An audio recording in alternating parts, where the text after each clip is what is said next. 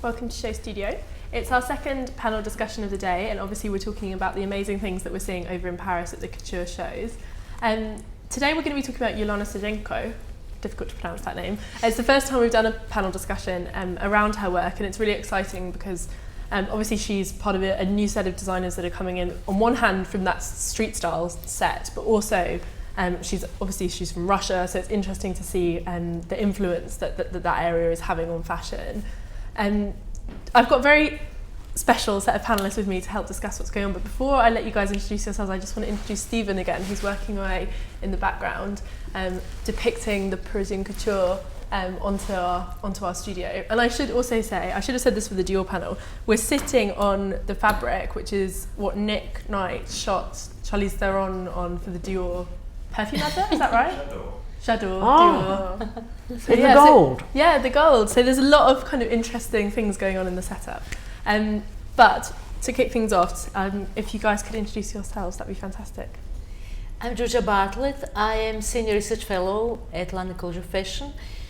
My expertise in socialist and post-socialist fashion, and my latest research relates to the relationship between Russian and East Central European and Western fashion. So I think quite appropriate. Yeah, very, very appropriate. for this show. You don't really need the rest of us. You can just give a lecture. Hi, my name is Anastasiia, and I work at the Calvert Journal. That's a magazine about contemporary Russian culture based here in London. And I also write for Days Digital and 032C. My name's Hilary Alexander. I'm a freelance writer and stylist and passionate about ethnic and tribal and national fantasy culture. I'm going to start by going to you, obviously because of your amazing research. And talk to me a little bit about your research and about what kind of themes you're looking at. And is Ulyana's work quite symbolic of a broader thing that we're seeing in fashion at the moment? Well, I think her work is symbolic in many ways. As you mentioned at the very beginning, it's related to street style, but also it's very Russian. And somehow she tries to combine whatever's going in the West and Western fashion, but always relying on her Russian heritage. Exactly. And it is very typical of actually all Russian designers today. So when you say street style, actually she was one of those original Russian it girls who really excited very much all the street fashion photographers. And I think she was at the first page of that now famous attack when Susie Menkes attacked the street style bloggers and so on. But actually, I don't think that she belongs there. Although she started as an it girl and buying a lot of haute couture, and probably she still does. She very soon started to make her own clothes, and probably we'll have a chance to talk more about it, and I'm sure Anastasiia knows as well.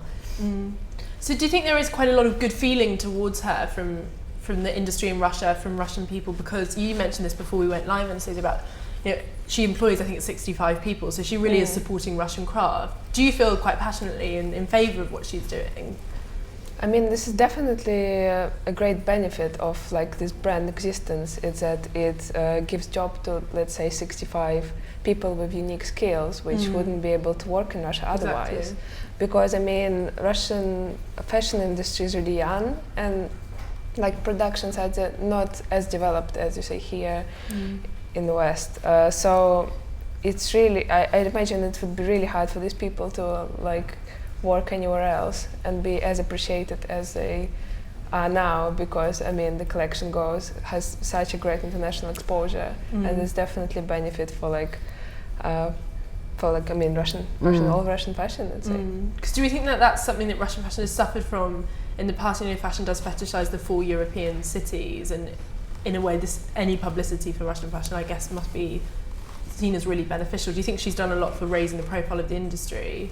Yeah, definitely. But it's slightly controversial as well, because I always talk to young Russian designers about Ulyana just out of interest, what do they think of her, young Russian designers, and they kind of like they feel that it does raise a profile of Russian fashion, but maybe not in the way they would like to see it, like, because there are lots of people who do more like experimental stuff, not as much rooted in like craft and this idea of like classic femininity.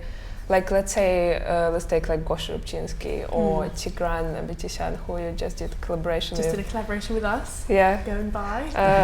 Like, look at those two. I mean, they're also Russian, and in terms of Gosha, he's like specifically rooted in Russia quite well, but in completely different ways. So, I mean, it's like controversial. I mean, any exposure is good, but it's kind of has a little bit like stereotypical things going on there, so it is people have interesting. different opinions. We were talking about this morning about the Chanel collection, where we're seeing a lot of modernisation in couture, you know, especially with Raf Simons being in Dior and with Karl Lagerfeld. I know some people say it's gimmicky, like the trainers and that kind of thing, as we discussed, but the vision that she is presenting it is a lot more traditional, you know, as you mentioned, these really sort of quite archaic ideas of femininity.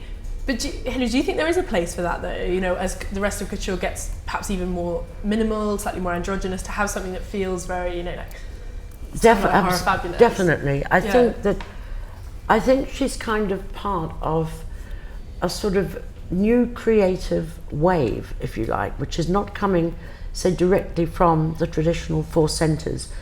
And I was interviewing the designer who's based in Milan or in Rome, Stella Jean, and she's half Italian, half Haitian. Yeah, she's amazing. And she was saying that just as she's kind of promoting her kind of Haitian heritage, if you like, through Western clothing, she thinks the next few years are going to see a real resurgence of designers coming from, well, obviously from Russia, but also from Brazil, Central America, other countries around the world, to sort of feed into what's happening in Europe. It's interesting that you mentioned Stella Jean as well, because her silhouette or her sort of general aesthetic is a similar idea, you know, it is quite conservative, these full skirts, it's more traditional. But it's using, you know, craft and, you know, kind of handwork that she gets from African countries, from Haiti as well, you know, places like Burkina Faso and Mali, and then puts it into a Western silhouette. I mean, I know it's not couture, it's ready to wear, but it's a similar thing that Ulyana is doing, you know, with Russian sort of folk or artistic craft, and giving it, you know, perhaps a more updated, streamlined silhouette. And when we talk about sort of Russian fashion, Russian craft, Russian signatures, what do we mean by that? I know that's a big question to ask, given how much research you to give us a kind of a summary, but if we had to sort of, for the sake of our views, explain what we mean when we say, you know, Russian style, how would you define that? Well, as you say, it's a big question. Yeah. And also, as Anastasiia said, it's getting very diversified. Yeah. At the very beginning, actually, there was no Russian fashion, you know, during the socialist times. So actually, even today, there are more consumers than designers, and they started by consuming like mad Western fashion. And Ulyana Sergeenko is at the top tier. So they would consume Western fashion at all the levels they could afford. But then some designers did appear, and some of them are really good and successful, like Tatyana Parfyonova in St. Petersburg, and then Alyona Akhmadulina, who is also from St. Petersburg, but she is active in Moscow. And some others. I mean, talking about designers who exist and have proper companies. And then also there is that new alternative scene, which is also becoming very active. And somehow they're all rooted in Russian history, either in the sports, that history and traditional sports, or really very traditional concept of femininity. If you remember, actually, you were not supposed to be feminine during the socialist times. Yeah, exactly. You were somehow encouraged to be feminine, but just very traditionally feminine. So it's really getting it to excess as somehow reaction to that previous negation of being really feminine. And I like to say that joke, it's very personal, but coming from my research, when I started to come to Moscow, I very soon realized that even the librarians are better dressed than me, because I have, you know, I know my priorities. If I come to do research, I take the shower and I rush to the library. But you see, they dress so elaborately. They all have high heels, they all have makeup, they all have hairdos. And this is really because they just still want to be very feminine. So that's one question. Other question is that really I think Anastasiia mentioned it. Actually, when all those big socialist textile companies disappeared, there was no production at all. Yeah, so if you wanted to be designer, there was no chance that you produce, and actually they could all go towards craft, towards handwork, and that's why she luckily has enough means to employ people and to promote that. And actually the same is with, for example, Tatiana Parfionova in St. Petersburg, who is really very talented, but also she uses a lot of handwork and so on because it's very difficult. You actually can't have ready wear like in this country because you can't produce. They're not like little establishments, so in the big ones who would serve your needs if you want to produce ready to wear. But also then the style is very excessive, very luxurious, again related to the previous times when they couldn't afford anything. It's interesting what you say about this idea of, and it goes back to, as you mentioned, Ulyana's roots, where she started when she married her oligarch husband, and she started being a sort of very active buyer of couture.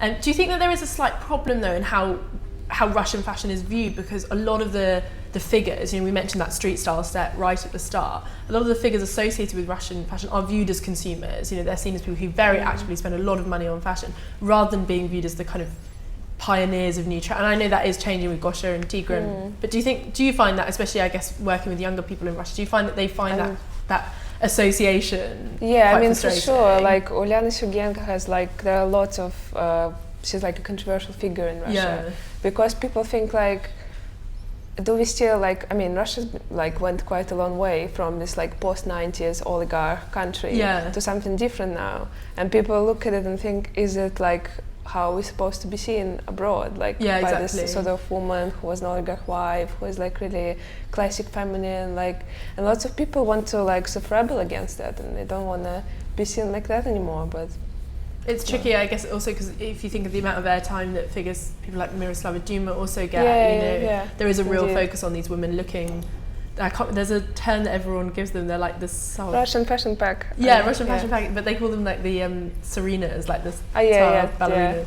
Because they all travel together at the shows, and they kind of have a very similar aesthetic. These really quite very feminine styles, lots of, always posing outside the shows. And I guess it's tricky, isn't it? Because in a way, that is one aspect of Russian craft that you want to support. But then, as you say, Russia's come a lot further.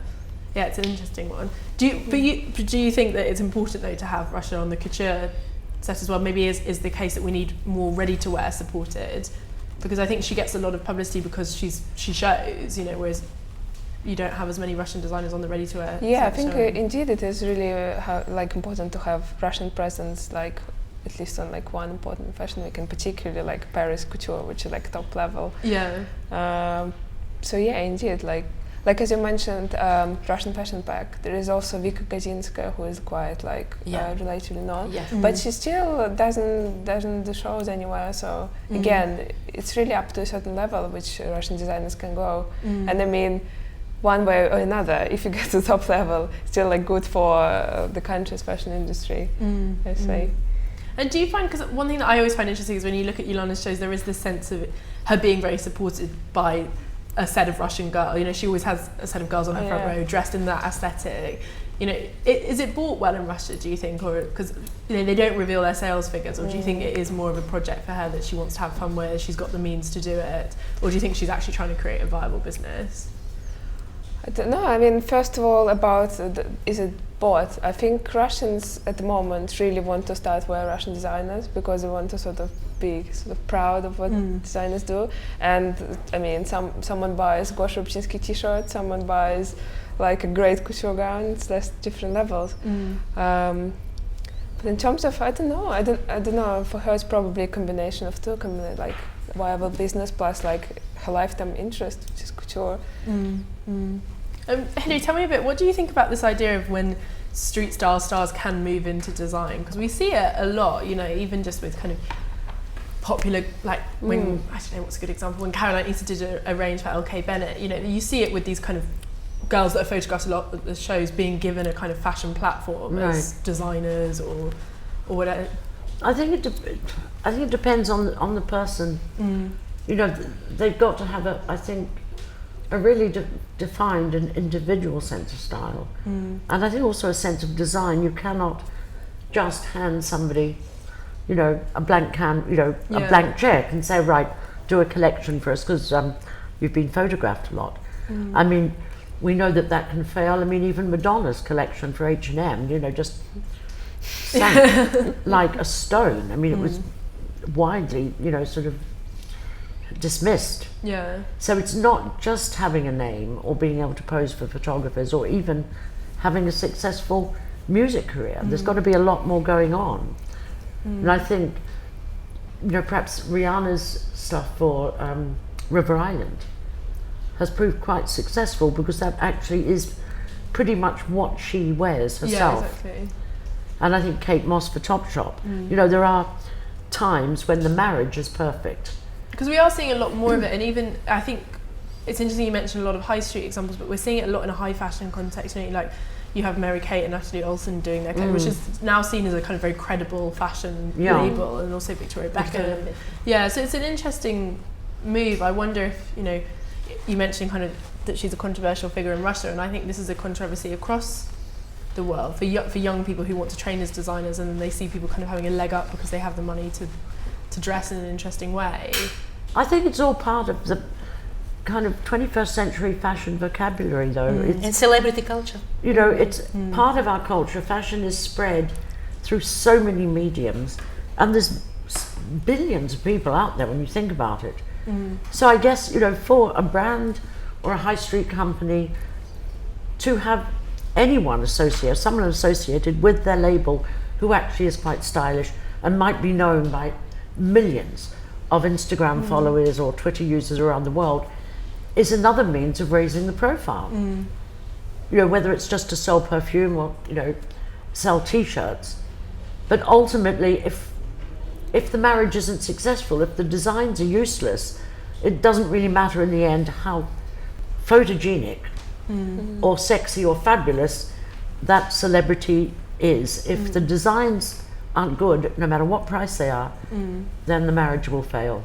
Is celebrity culture, is it similarly prominent in Russia with these kind of Russian girls, people like Ulyana? Are they reported on in the same way that sort of, you know, if everyone goes on the Daily Mail and looks at whoever, is it a similar kind of ethos in Russia? Yeah, I mean, of course there is celebrity culture in Russia. There are like tabloids, people like to read them. But is she seen on that kind of stage, Ulyana? Yeah, is she seen on like sure. I mean, if you take Miroslava Duma has her like bloggy type magazine, Bureau, which is like half of it is like celebrity shots from fashion shows, and she's constantly there as well.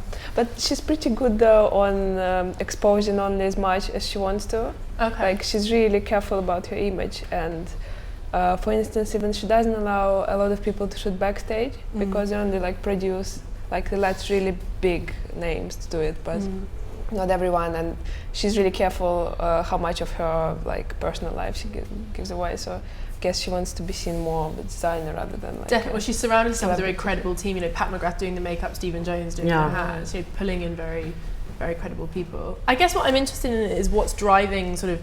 You mentioned that lots of people are interested in wearing Russian labels, and I think in the UK we talk a lot about what's influencing people when they buy things. I mean, your ordinary woman, it is celebrity culture, or it is what they're seeing in magazines. And I'm interested, what do you think is driving what people are buying in Russia? Is it the same, or is it more about national pride? Is it more about dressing in as an individual? You know, would you say it's quite comparable to what we see in kind of the UK, or is there a different kind of ethos there?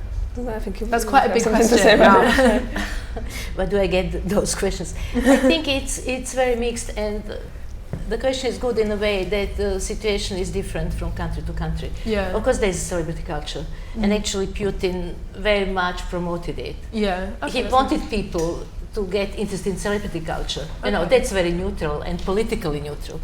So actually, you know, during his time, celebrity culture became more and more important, and also, of course, influenced by the global culture. But yes, also there is always, with the Russians, I mean, historically, and not only today, they really are very proud of their own culture. They see themselves as a big power. They've been humiliated after the fall of socialism, and now they are coming back, so they are all very happy. Sergeenko might be controversial figure. There might be some envy and so on, whatever. And also there might be some opposition to her very traditional aesthetics, but still I think she is seen in that context as a positive figure. And Russian designers very often, they not only her, they very often refer to Russian history, to their own iconography, going to the Middle Ages, going to the Middle Ages, or going, to their to their recent socialist past, especially going to the Tsarist times and so on. So it's very, very important for them to make it Russian as well. It's interesting you say this, because I think that Russian heritage has also had a huge influence on European, designers working out of Paris and working out of Milan. We even, when we were looking at the Chanel collection this morning, we said, that looks a little bit like it, there's Anna Karenina, all that kind of thing. Do you see that a lot as well, that you've noticed? I know this is also part of your research, that kind of Russian style, the influence that it has had on high fashion. Yeah, but I like this question. I do. There are waves, So historically, designs from the West were inspired by Russian culture, and that inspiration was guided by different things, informed by different things. Like early 20th century, it was like genuine search for something exotic, something new, like Poiret, Chanel at the beginning of the 20s and so on. Also the Ballet Russe. Ballet Russe influenced a lot Paris Haute Couture and Paris fashion in general and the whole world.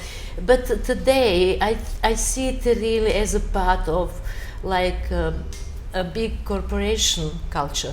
So you have the situation whenever some big designer opens a shop in Moscow, they do Russian collection. And actually Russians do not like that, because they don't want to be seen as exotic. They want to belong to the world. As Western. And the biggest flop was actually Gucci collection in 2008. And then I read afterwards interview with Frida Giannini, and she said that collection, which was totally Russian, hippie, exotic, and so on, ethnic. And she said, I don't understand it. All the whole world liked that collections, apart from the Russians. I thought, you got people there who could inform you. The Russians want to belong to the world today. They want to be part of the global world. They don't want to be anymore perceived as exotic and somewhere far away. So I find those, although they want to flatter, their new Russian customers, I think the Russians don't like that. But I think there is a kind of perception, it's so deeply ingrained, of this kind of Russian folkloric look, if you like, the skirts, the embroidered blouses. Which Ulyana really riffs on in her personal style the as well. fur Cossacks, the knee-high boots. Yeah. All of these things. And I think when Saint Laurent did that collection in the 70s, which to him or to everyone in Europe was quintessential sort of Russian look. And we all thought it was fabulous. It was like a rich peasant. Do you think the Russian people feel insulted? You just mentioned a very good example of Saint Laurent, that collection from '76. That was maybe the last collection. A designer really followed his own individual artistic inspiration, and it was Ballet Russe and, as you say, rich peasants and so on. But after that, what happens today? I think it's really just very somehow diluted, too simplistic, perhaps. Too simplistic. You just don't do Russian collection because you open shop in Moscow. I mean, obviously they all did it. Even Prada did Miu Miu collection, and you wouldn't expect it from Prada. And everybody else, Ralph Lauren and whoever. And then they come to Russia and they say, "Oh, actually, I'm of Russian region." They suddenly remember, "Oh yes, my grandfather was Russian," and and so on. And I always felt Russian. Okay, you have to flatter, your potential customers. But I think that when they just somehow strangely just do specifically one collection, it was mainly 2005, 2006, when most of them opened shops in Moscow. And they all did Russian collections, Kenzo, Hermes, and, Galliano, and everybody, and I don't think. I mean, I know that Russians didn't like it. Don't you see it as flattery, though? I mean, They don't they say see it as imitation flattering. is the Look, most look, sincere form? they don't see that flattering because they just see that they are still observed, As different, perceived yeah. as different, somewhere at the periphery, something exotic, and they want to, be part of the whole world. So maybe if it was more discreet and not all at the same time. Yeah, exactly. I think there is a I difference. don't know what Anastasiia thinks. Yeah. As Russian by origin. You were nodding. Do you agree? I just think there's a difference between like thoughtful references in collection and basically operating with visual stereotypes, which, Sure. when it's done kind of without this deep research, which Ulyana, I think she does have it because she has this amazing like people who do these amazing crafts like dating back to probably past. But when it's done through stereotypes, of course, who would like that? I mean, and do you find that that's really influencing how people are dressing in Russia? They don't want to look Russian. There's not that Russian look. Is that completely broken down? There's much more. Because I think that's what's interesting in Gosha's work or Tigran's work. It doesn't seem to me like people want to dress in a. There is this national pride, as we all talked about, and this idea of supporting Russian craft. But I don't think. Do you find with young people they don't want to look in any way Russian? well, but it's so global these days. I mean, not. Of course, there would be certainly if you go down the street in Moscow, you would see lots of people who you would find, in particularly Russian, like you mentioned, high heels. Like there would be still lots of girls like doing the grocery shopping in high heels. That's a particularly Eastern thing. Yeah. But there would be lots of like young people who would look exactly like you could see them in the street of London. I don't think they daily think, do they want to look Russian or not? I mean, in a way they still would, but in a way they wouldn't. And I guess that anymore. ties into what you were saying about Ulyana being a slightly controversial figure, because she is really presenting this vision of Russia, which goes into what you were saying, which is quite othered, as if Russia has this particular style heritage, and it's magical in some ways to see, but it does tie into this idea as Russia being separate. I think it is different, at least for me, when they do it themselves. Yeah, somehow. completely. Then it's their own culture, their own pride. Yeah. Or if somebody, as Much more Anastasiia authentic. says, plays with the stereotypes, like just flicking. And actually, it's never genuine because they've never been to the village, and people don't dress like that in the villages anymore, in the countryside. So it's really flicking through the books and so on. Like it was a very, very sort of funny situation when Gaultier did his Haute Couture collection, I think 2005, maybe and then he called his gowns. He called his gowns babushka, balalaika, and so they all costed $15,000 and so on. And then actually he did make a good comment. He said, "I've been to Bolshoi theater and I got inspired." So it's really translating culture through already translation. So it's not really that he goes to the countryside. So it's more acceptable, I guess, when he is acknowledging that it came from theatre. But still quite frustrating. I don't know. No, it's beautiful. I totally agree with Hilary. Those collections are beautiful. As Sergeenko's, her collections are totally beautiful. You just, whatever you think, what is ideological background of certain aesthetics, you just have to admit that it's beautiful. But and surely, if it looks exotic or maybe even theatrical, surely isn't that just a ray of sunshine? In any city, when so many people are just putting on jeans and a t-shirt, and to suddenly see someone, in sort of vibrant embroideries and a Cossack hat and lots of jewelry. I remember Chanel Paris Moscow was beautiful. I mean, because I guess they looked back, they did this amazing research back into their archives, and they just put it into something amazing. But I guess it's just a matter, what's your aim? Is it just to sell to Russians, or is it just to create something beautiful which sort of connects to culture? But do you not think there is more of a sort of a broader global uptake for a Russian look now? That's because I was wondering that with Ulyana, because people often say that her work is bought by the Russians, but it is very popular with the global media. I know she's had sort of mixed reviews based on it's always difficult when you're not from a design background, you're doing couture, but I wonder if we're going to start seeing that that look being, she's been worn by she's worn by Rita Ora and people like that on the red carpet. Lady Gaga at her Kim Kardashian as well recently. Whether there is going to be more of an uptake for that Russian but the thing look. is, like these pieces which you see on celebrities, they don't really scream Russian about them. And she, I think, does quite a good thing of trying to move from this like stereotypical look of the first collection, which was lots of about this military jackets and like this high leather boots, and she does more of something which is just genuinely beautiful, like in a global, like just in a general but not generic way. There is one, Russian sort of, if you think of the Cossack hat, has completely entered mainstream wardrobes. Every single winter, it doesn't matter, whether you're in Yorkshire or Kazakhstan, everyone's going to have some kind of Cossack hat, whether it's fake fur or real fur. And that's become, I would almost say it's become a classic, a bit like a twin set. Everyone has them. Should we see what Ulyana's done for this season? I wonder if she's done any Cossack hats. Oh wow, that's quite... Oh wow. So there's an incredible set which you can kind of glimpse. It's a huge sort of bird in flight and looks a bit like a swan. And that was printed on the invitation as well.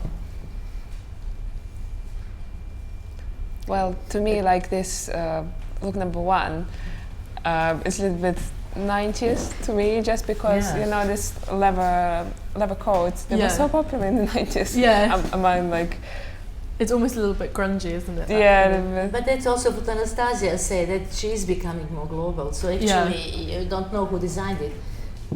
It's beautifully made and so on, but it's not Russian by default. It doesn't look like that. What I find most interesting with her work is when the Russian details come through in the kind of really tiny elements. She did that collection where all the little buttons had Russian sort of like little childhood characters on them. But the aesthetic as a whole wasn't that right. And I think that's quite interesting. There's always something quite lovely when a designer has something very personal to them that comes through. But number 5, for example, that doesn't scream to be a Russian design. No, not this collection. No. As Anastasiia said, her first collection was really very Russian, like long skirts, mink and jewelry and so on. But her second collection was also Russian, which was like, she also has that very interesting narrative, or she used to have, like Brigitte Bardot coming to Moscow, exactly, and shooting film in Moscow, and I don't think the clothes were very successful, but the story was really good. Well, it's interesting because a lot of the comments about her early work, they called it sort of slightly outdated, and they said that it was too traditional. But I think also that's because this notion of storytelling, which, as you say, is very dear to her, and it's how she works. I think I always say this on the panels, but fashion also has moved on from that. People don't do that as much, and I actually think it's quite nice to have that. Still, to have someone who likes to spin a good yarn. Looking at these pieces, they really, in a sense, could almost come from, half a dozen or. Well, number 8 looks designers. very Atelier Versace. That doesn't scream. Yeah. Maybe, yes. And there was one that looked like, who's that Stefan, the French designer, Cheryl Cole wears them, Stefan something. It looked a white one. It looked very like him. And again, yes, there is a bit of Versace in there. When you mentioned Lady Gaga, like I could see it on her pretty well. But maybe she did wear a hairdress. Maybe this is about, as we all said, trying to. I think she arrived. She had her point of difference, which was this kind of the Russian fairy tale, and now it is about sort of proving herself as a relevant couture player, and she's always going to be slightly more romantic and traditional. I think it doesn't look like what we're seeing from Raf Simons at Dior, but it does feel more global, doesn't it? Definitely. Number 11 is starting to me to suggest, something that you would say is a specific signature of her. In a sense, it does look romantic. It looks beautifully made. Well, you really associate her with that nipped-in waist and then that full skirt, and it's interesting to see. But those lengths as well, very traditional, feminine and wide skirts, it's still there. But I think maybe it was a strategy that she at the beginning wanted to be very Russian, so that she gets preserved. If she started with this, it would be looking maybe people would kind of like question what was designers. the point. Yeah, exactly. And now she's maybe strategically moving more towards global aesthetics. No, but it's very beautiful. Are you impressed by what you're seeing, Anastasiia? Yeah, I mean, I quite like it in terms of you see like certain development for sure. Like it's not just doing the same sort of doll-like look which she was doing in the beginning. It's literally like she's sort of almost dressing herself in 50 different looks, like what she could wear. But this is slightly different because yes, this is. But you see, you might see here like Malevich, totally, in these three yeah, models that we are looking at now. Yeah. There might be something. There is Russian here, but like the constructivist painters. very different. Yeah, in I mean, sort of totally much just more modern way. Yeah, But so it's not interesting- ethnic anymore. Yeah, exactly. These models are totally beautiful. Yeah, it was very doll-like before, and this doesn't Yeah. feel doll-like. This feels Yeah. like it, This is more a strong kind of urban woman, isn't Yeah, it? yeah. And this is the clothes that actually women could wear, not just arrive in you Yeah, know, because it was driven almost in theatrical and in a costumey, limo. the little hats and the I mean, umbrellas. you can and- imagine somebody wearing this, and even taking tube if necessary. 17 and 18, they feel slightly more, with the fur around the bottom there, but also Yeah. with the braid. Yeah. That feels slightly more costumey, but it's quite nice to see that actually. yeah, I mean, it would be good to know the story behind, because she always has this She always has a good. strong narrative, which is pretty straightforward. Like, She's moving a bit away from that, though. I think on the advice of different reviewers have kind of said that they want less of a. Yeah, but I think she story. would still mention. I mean, it's good that it shines through without it, like what we mentioned, Yeah. like constructivist and this like such certain paintings you can definitely see there. So that's quite good.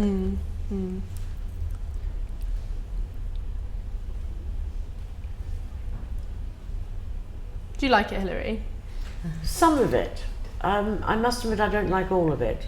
Although that's a slightly unfair judgment, seeing as I can't Exactly. really feel the fabrics and see how well it's made. There's 2 or 3 pieces I really liked, and I like the modernist Yeah. red, white and black. They were the Yeah. best for I me. thought that had a hint of that sort of, early 20th century or late 20th century, the Russian painters.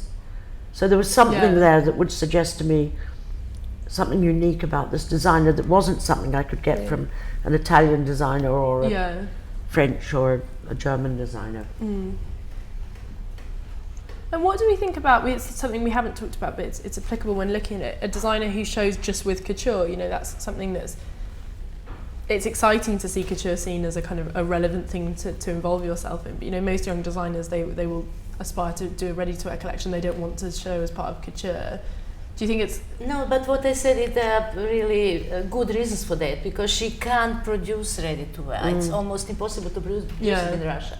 So it's only fair that she shows Haute Couture, because she can really make those clothes, custom made. And apparently she does at least 10 fittings for each dress. So meaning she's dedicated in that field. Maybe, she could organize her own little manufacture and launch herself into ready to wear, but it would be very, very difficult. But she could manufacture in Milan, in Italy, Probably, as many designers do. But we don't know what will happen. Maybe she will launch ready to wear. But that's probably the world that she felt most comfortable with as a customer, and then launching herself in fashion as designer. as you said, she bought a lot of couture, so obviously it's a world that she knows, and she knows what you'd expect as a consumer. Yeah. Are we seeing that production kind of changing though? Do you think that that's But Anastasiia mentioned Vika Gazinskaya. Vika Gazinskaya starts to produce she started to produce ready to wear. But I just heard in Moscow when I was last time there, it's very difficult. I met somebody who organized production for her, and there are loads of problems, which nothing to do with design or talent or anything. So it's just, there is no tradition. It's very easy to become big capital of consumption, as Moscow did become, but it's very much more difficult to become, production really depends on many, many other factors. And then there's that fear that the young talent will then move to areas where they can find that more easily. And But also, when the West talks about Russia, it's usually Moscow, but actually already St. Petersburg is very, very different to Moscow. It's not so after being rich, it's not so after showing off, it's much more intellectual, it's much more simple. And the aesthetics is very, very different in St. Petersburg. That's interesting. I guess that's always a problem then, isn't it? It's not just a case of of the things we talked about, like production issues or anything on that side, it is also how Russia is seen and how it's reported. And I think the fashion press, they are relatively lazy in a way, and I think people like referring to these Russian motifs, don't they? And I think that's probably, which is why it's great that someone like Gosha was showing in Paris and got that kind of platform, because I think he's got backing by Dover Street Market now, which is fantastic. Yeah, it's great. Yeah. But I think that will do a lot to change perceptions of Russian style, as you say, and Russian fashion. And they actually do his production, by the way, because he was thinking of thinking of like stopping doing fashion sometime, because it's really hard to do it in Russia. The quality, price is higher, quality is lower, and nobody wants to take relatively small orders. So, and I guess if all the young talent then were doing couture because it was what was then it creates that kind of outdated view even more, doesn't it? Yeah. But it takes time, they're on the way, it just takes time.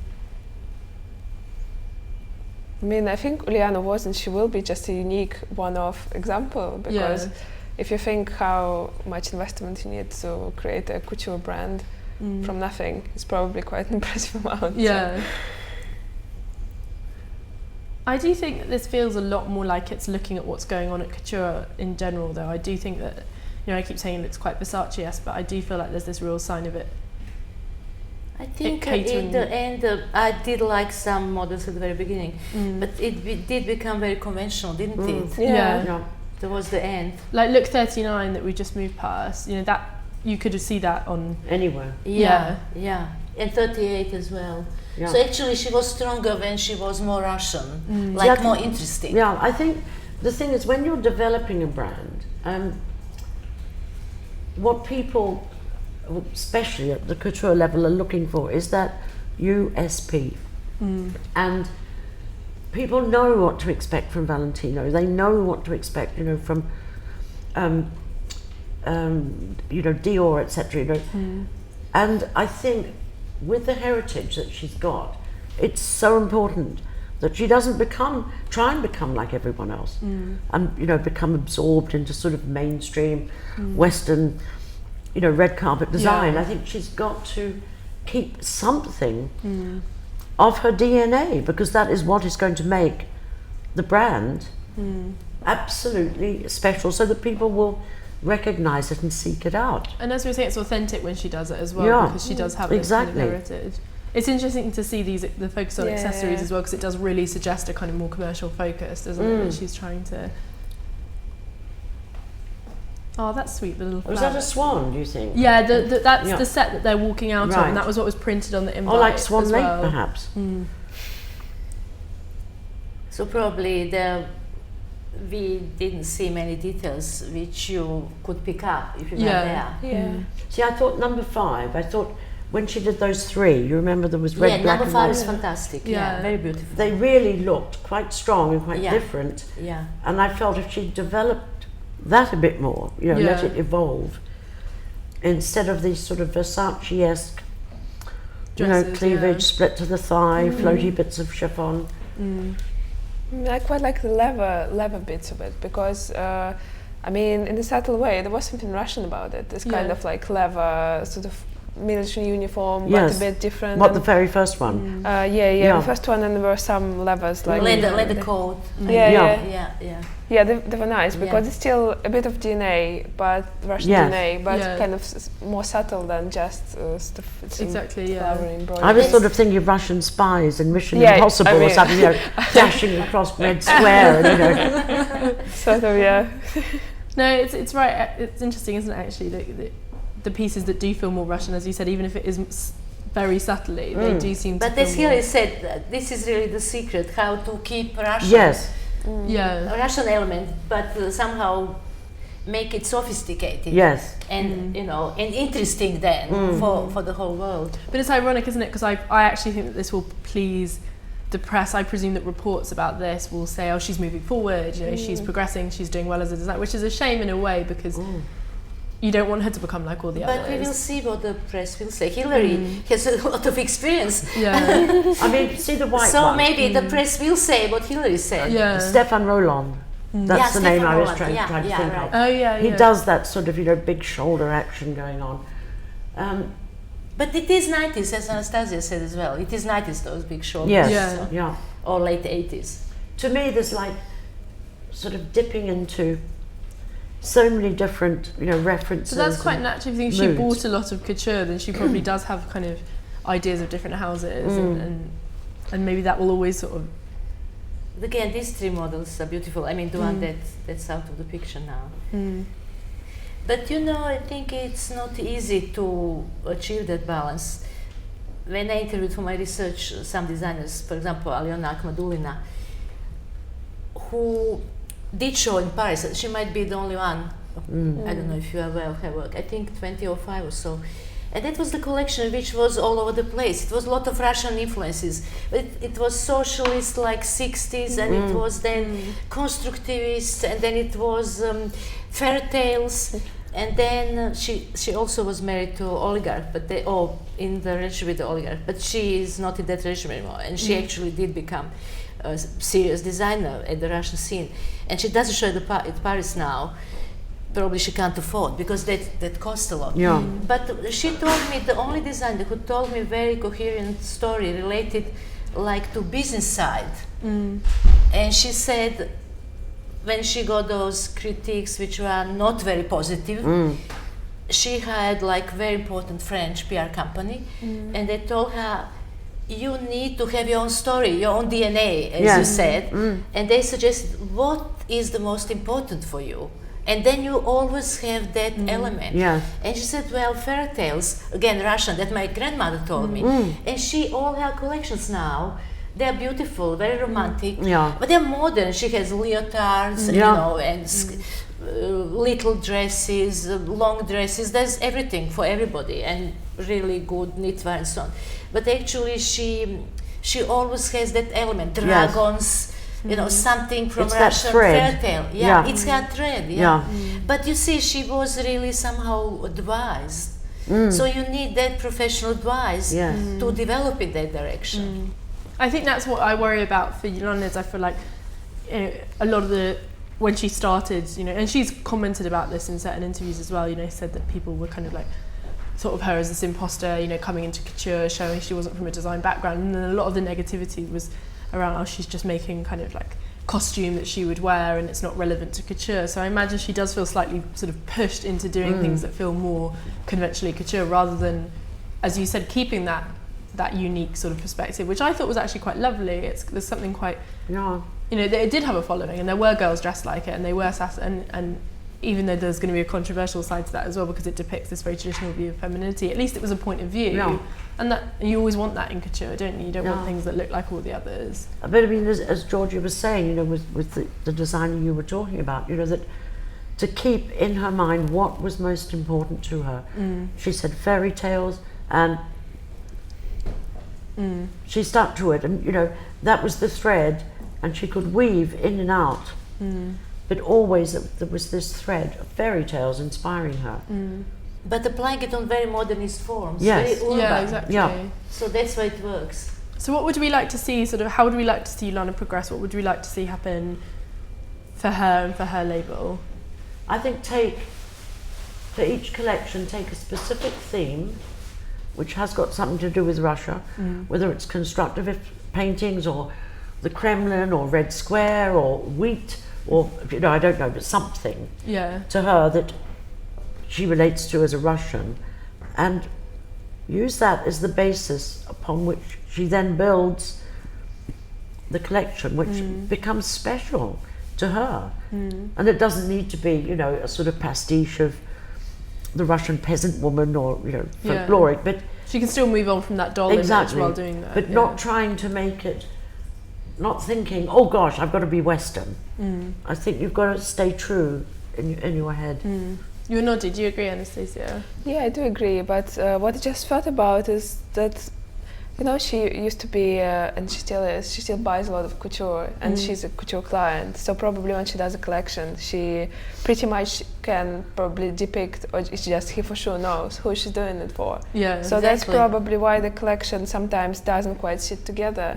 She just maybe not like a designer who more thinks about the concept and how it would like be one narrative. She more like thinks about different people who would do that. Which is, in a way, you have to respect. Yeah, it's not you have to couture do isn't couture, for yeah. the press. You know, it is for these clients, and it's nice to see something that actually feels like it's for the couture buyer rather than for. And as you say, she knows that firsthand. So yeah, probably that's where this fragment, sort of different fragments which don't sit together, come from. But so it's like a DJ sampling and mixing. Yeah, I don't know. I like sort of like the subtle Russian references which she had in this collection. Yes, the subtle ones worked really well. Yeah, and I agree with you that you have to keep a certain amount of it for sure. Yeah, just keep it focused, perhaps. Keep it focused. Well, I think that she shouldn't be bothered, and probably she's not, although she occasionally complains, by getting like negative reactions. Because Victoria Beckham was mocked a lot, but she eventually proved herself. So, you know, whether she has a very good team and better than Sergeenko, which is possible. Yeah. I mean, just creatively, or, you know, she is obviously a woman with a lot of style herself. I mean, Beckham and Sergeenko, they're very different, but that's the whole point, that they are different. I think there is a lot of place, a lot of space for her to develop. And it's also, obviously, she's hardworking and brave, so I think, you know, I mean, and always one collection is better than the other, you know, is... But Victoria always, no matter what the critics said, she had her vision, and she stuck to it. And, you know, she literally knew what she wanted, what the clothes she wanted the clothes to look like, and it didn't matter what the critics said. Well, you kind of feel like she can't apologise for being a wealthy Russian woman. She can't apologise for having married an oligarch. You know, this is clearly something that's important to her, and you want to you don't want to see that spirit quashed, do you, really? But also I think she's got 2 children. I mean, it's not an easy life, you know, working, having 2 children. If you are married to an oligarch, and probably it's not easy to be married to an oligarch. Yeah. So, you know, she's a very brave and hardworking woman, definitely. I wouldn't know what it was like being married to an oligarch. I wouldn't mind knowing. Well, I think it's good that we have a spirit of kind of like positivity towards her. Should we give her a round of applause of confidence to wrap things up? Yes! Thanks all. Thank you. Thank you.